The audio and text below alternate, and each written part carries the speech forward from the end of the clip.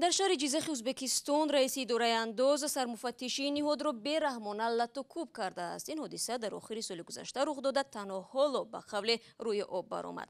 به گفته شاهدان سرمفتش برای آن لط و کوب شد که نقشه انداز سر وقت اجرا نگردیده است. سراجدین اسلام همکاری ما از بخش ازبکی نوار این حادثه را دسترس کرد و من از اون نخست درباره تفصیلات قضیه پرسیدم. خب روز 29 اپریل ما از طریق مسنجر تلگرام ویدیوی را نوار را گرفتیم که در اونجا سرمفتش از طرف رئیس اداره انداز شهر جیزخ لط و کوب می شود و فوراً من دیروز با خود سرمفتش و بعداً با رئیس اداره انداز صحبت کردم.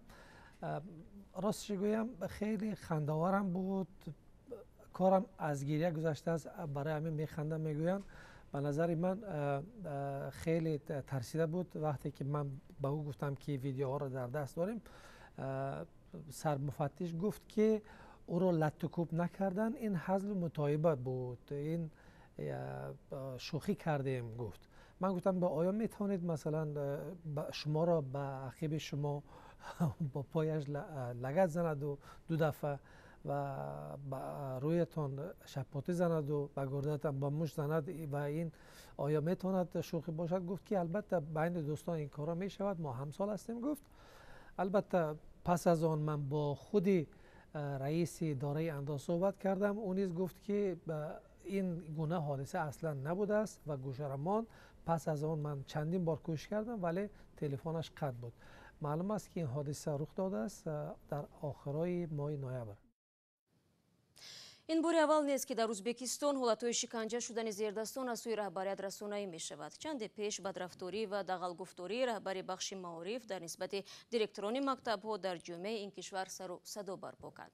با وجود آنکه خود شوکت میرزیویف پرزیدنت این کشور چنین عملکرد را منع کرده است، ولی آن خاتمه نمی‌یابد. چرا؟ این سوال دیگری من از سراجدین بود.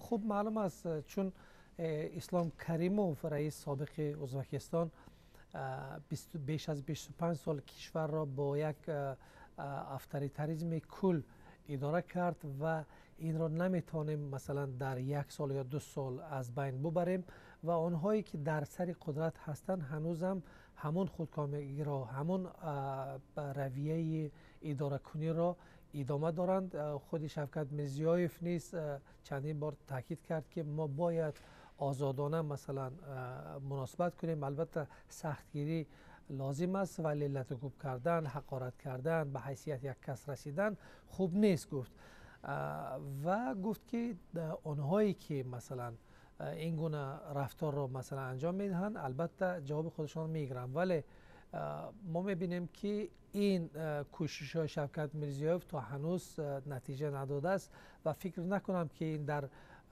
آینده نزدیک نتیجه مثمر خواهد بود، چون مردم نیست به این رفتار و کردار رهبرای خودشان عادت کرده است.